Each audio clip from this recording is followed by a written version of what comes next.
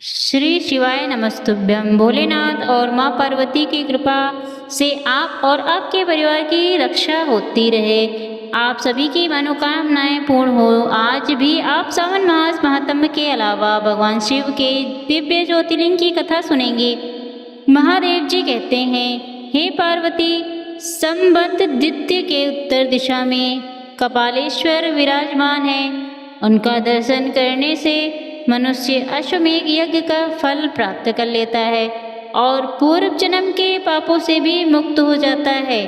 उससे उत्तर कोटेश्वर लिंग है, जो सबके पापों का नाश करने वाला है। वह कोटि ऋषियों ने सिद्धि प्राप्त की, इसलिए उसका नाम कोटेश्वर है। जो मनुष्य भक्ति भाव से कोटेश्वर का पूजन करता है, उसे 1 करोड़ मंत्र जाप का फल प्राप्त होता है। दूरदर्श मंत्र से मनुष्य कृतार्थ हो जाता है और जन्म से लेकर मृत्यु तक के भयंकर पापों से मुक्ति मिल जाती है। अब पार्वती जी ने पूछा है, भगवान, आने सभी स्थान में तो वृद्ध रूपी ब्रह्मा है, फिर यहाँ भी बाल रूपी कैसे हुई? कृपया करके बताइए। महादेव जी कहने लगे, देवी, मनुष्य इस संसार में तभी तक शोक और भय के समुद्र में डूबे रहते हैं जब तक कि ब्रह्मा जी के प्रति उनकी भक्ति नहीं होती। जीव का मन जैसे विश्व में लगा है, अगर इस प्रकार ब्रह्मा जी में भी लग जाए तो कौन बंधन से मुक्त नहीं होगा। सोमनाथ से शरण को मैं और संबंधित से अग्नि को मैं ब्रह्मा जी का उत्तम स्थान है। वहीं पर बाल रूप भारी ब्रह्मा जी विराजमान हैं, जो संपूर्ण जगत के स्वामी, सब लोगों के सिद्ध। वह इस प्रभाव से क्षेत्र में 8 वर्ष की आयु में आए हैं। उन्होंने ही सोमनाथ लिंग की स्थापना करके ब्राह्मण को बहुत सी दक्षिणा दी। प्रभास क्षेत्र में रहते हुए बालक रूप भारी ब्रह्मा जी के 42 वर्ष बीत गए। इस प्रकार उनकी आयु का एक पदार्थ बीत गया। अब पार्वती जी ने फिर से महादेव जी से कहा कि प्रभु, ब्रह्मा जी के दिन और मास और वर्ष का परिणाम भी बताइए। महादेव जी कहने लगे, देवी, ब्रह्मा जी की जो परम आयु है, उसका एक पार्थ बीत गया है, अब दूसरा पार्थ चल रहा है। 8 वर्ष की आयु में आए थे, इसलिए उन्हें बाल रूपी कहते हैं। प्रभास क्षेत्र को छोड़कर अन्य सभी तीर्थ में वह व्रत रूपी ही हैं। प्रथम काल में इनका नाम स्वयंभू तथा दूसरे में पद्मभूष, तीसरी में विश्वकर्ता और चौथे में बाल रूपी कहे गए। जो मनुष्य प्रतिदिन इन नामों को स्मरण करता है, वह दीर्घ आयु होता है। चंद्र, सूर्य आदि सब ग्रह, देवता, असुर, दानव तथा समस्त त्रिलोकी, यह सब ब्रह्मा जी की रात आने पर नष्ट हो जाते हैं। एक दिन आने पर जब ब्रह्मा जी जागते हैं, तब पहले की तरह सृष्टि करने लगता है। पहले पलक गिरने में जितना समय लगता है, उसके 1/4 भाग को त्रुटि कहते हैं। जो त्रुटि का एक निमेष होता है, 15 निमेषों की एक आस्था होती है। 6 मासों का एक अयान और 2 आयु का 1 वर्ष होता है। 43,000 होता है। 71 चतुर्युगों का मनवंतर कहा गया है। यह संक्षेप में से इंद्र देवता की आयु बताई गई है। ब्रह्मा जी के एक दिन में 14 मनु और 14 इंद्र नष्ट होते हैं। विश्वभक्त, विपक्ष, स्वच्छता, शिशु, विभु, मनुभु, ओजस्वी, बाली, अद्भुत, शांति, प्रसव, धाम, दिवसपति, सूची, यह 14 इंद्र हैं। ब्रह्मा जी का दिन जितना बड़ा होता है, उनकी रात भी उतनी ही होती है। यह काल का मानसिक बताया गया है। 11वीं का ध्यान, 12वीं का शाश्वत, 13वीं का उड़ान, 14वीं का गरुण, 15वें का कुंभ, 16वें का नाग से 7वें का समाधि, 18वें का अटर और 19वें का मन का सोम, 20वें का भवन, 21वें का तत्पुरुष, वैदिक सम्मत, 23वें वन का अर्चित, 24वें का रुद्रा, 25वें का लक्ष्मी, 26वें का शाश्वत, 27वें का वैराग्य, 28वें का गौरी कप, 29वें का महेश्वर काल और तीसरी का पृथ कप है। यही ब्रह्मा जी की अमावस्या है। ब्रह्मा जी के महीने में ये 23 कप बताए गए हैं। इसका समय वराह काल चल रहा है। यही ब्रह्मा जी की प्रतिपदा है, जिसमें भगवान वराह में नहाताल से पृथ्वी का उदर किया था। वर्ष के थे तब महादेव सोम देव उन्हें प्रभास क्षेत्र में लेकर आया और उन्हें के द्वारा सोमनाथ जी की प्रतिष्ठा का कार्य संपन्न हुआ। इस प्रकार प्रभाव क्षेत्र में निवास करते हुए ब्रह्मा जी का एक पल व्यतीत हो गया और अब दूसरा चल रहा है। इस तरह बचपन से ही उनका इस क्षेत्र में निवास होता है। मनीषी पुरुषों के द्वारा वे बारंबार वंदनीय है। यात्रा का उत्तम फल वाले पुरुषों को पहले उनकी पूजा करनी चाहिए। जो भक्ति पूर्वक ब्रह्मा जी की पूजा करता है वह निश्चय ही मेरा भी पूजन करता है। जो उनसे द्वेष करता है वह मुझसे भी द्वेष करता है और जो उनका पुजारी है वह मेरा भी पुजारी है। ऐसा जानकर मन में भेदभाव रखते हुए ब्रह्मा विष्णु तथा रुद्र की एक रूप से ही पूजा करनी चाहिए। देवी भूदेश से दूरी पर गोपी आदित्य हर क्षेत्र में आए। उस समय गोपियाँ भी वहीं आ गईं। उनमें से जो सर्वश्रेष्ठ 16 गोपियाँ बताई गई हैं उनमें नाम बताता हूँ, सुनो। नंदिनी, चंद्रिका, कांटा, अकुर, शांता, महादेव, भीषणी, नंदिनी, अशोक, सुवर्णा, बिमला, अक्षय, सुभिता, सुहाना और पुंडिस।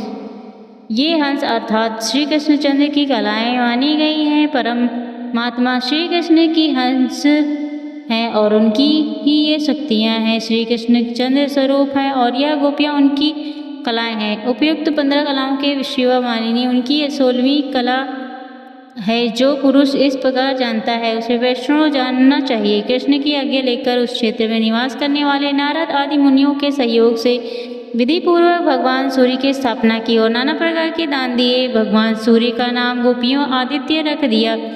इस प्रकार सूर्य देव की प्रतिष्ठा हो जाने पर वे सब गोपियाँ कृतार्थ हो गईं और महान यश पाकर श्री कृष्ण के साथ द्वारिका को चली गईं। प्रभास क्षेत्र में गोपियों द्वारा स्थापित जो गोपी आदित्य है उनका दर्शन मात्र करके मनुष्य सुख दुख से मुक्त हो जाता है। जो मनुष्य मघ मास में सप्तमी का उपवास करके गोपियाँ आदित्य की पूजा करता है वह अपने पितरों के साथ बार बार तृप्ति कर लेता है। वह अपने सभी रोगों का नाश करता है और दुष्ट चेष्टा परायण दुर्जन शत्रु को भी जीत लेता है।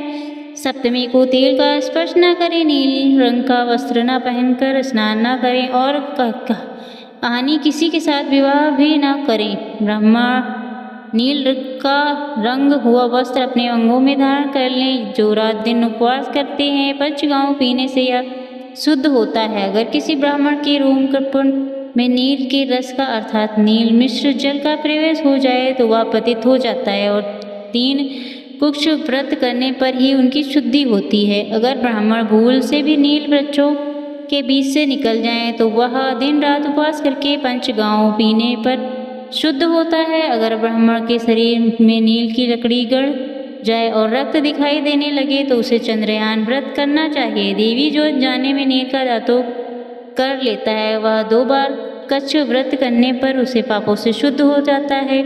पार्वती कुरुक्षेत्र में लाख गोदान करने से भी पुण्य मिलता है। वह सब गोपी आदित्य का हिंदी अनुवाद भी सुनेंगे। ये ज्योतिर्लिंग गुजरात प्रांत में द्वारिकापुरी में लगभग 17 मील की दूरी पर स्थित है और इस पवित्र ज्योतिर्लिंग के दर्शन की हमारे शास्त्रों में बड़ी महिमा बताई गई है। शास्त्रों में मान्यता है कि सावन के महीने में जो भी नागेश्वर ज्योतिर्लिंग की उत्पत्ति और महात्मा की कथा सुनेगा वे सारे पापों से मुक्त होकर समस्त सुखों का भोग करता हुआ अंत में भगवान शिव के परम दिव्य धाम को प्राप्त हो जाएगा। हिंदू धर्म के अनुसार नागेश्वर अर्थात नागों का ईश्वर होता है और वे विश्व आदि से बचाव का संकेतिक भी है। रुद्र संगीत में इन भगवान को दारू का बने नागसेन कहा गया है। पुराणों में नागेश्वर ज्योतिर्लिंग की जो कथा है वर्णन है उसके अनुसार सुप्रिय नामक एक बड़ा धर्मात्मा और सदाचारी वैश्य था। वह भगवान शिव के भक्त था। वह निरंतर भगवान शिव की पूजा अर्चना और ध्यान करता रहता था। अपने सारे काम वह भगवान शिव समर्पित करने के बाद ही करता था। वह हर समय हर क्षण मन वचन और कर्म से हर समय भगवान शिव की पूजा और ध्यान ही की में तल्लीन रहा करता था। उसकी इस शिव भक्ति में दारू नाम का एक राक्षस बहुत रुद्रा हुआ करता था। उस भगवान शिव की ये पूजा किसी भी तरह अच्छी नहीं लगती थी और वह निरंतर इस बात का प्रयास किया करता था कि सुप्रीम की पूजा अर्चना में कोई विघ्न कैसे पड़े। नौका पर स्वयं होकर कहाँ जा रहा है उस दुष्ट राक्षस दारू ने यह उपयुक्त अवसर देखकर नौका पर आक्रमण कर दिया। उसने नौका में स्वयं सभी यात्रियों को पकड़कर अपनी राजधानी में ले जाकर कैद कर लिया। सुप्रिया कारागार में भी अपने हर दिन के अनुसार भगवान शिव की पूजा अर्चना करने लगा।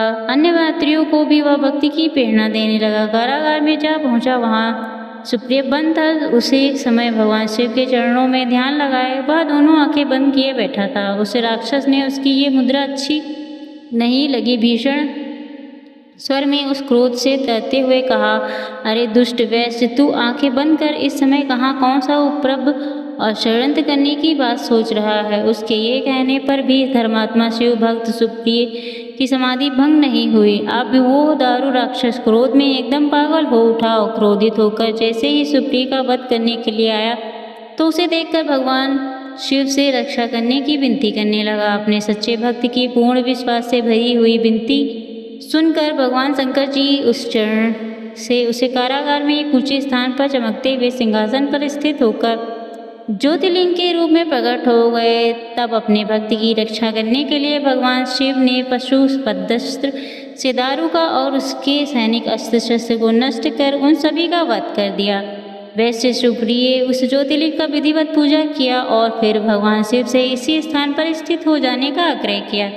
भगवान शिव ने अपने भक्ति आग्रह सुनकर वही ज्योतिर्लिंग के रूप में स्थित हो गए। इस प्रकार ज्योतिर्लिंग स्वरूप भगवान शिव नागेश्वर कहलाए और माता पार्वती भी नागेश्वरी के नाम से विख्यात हो गई।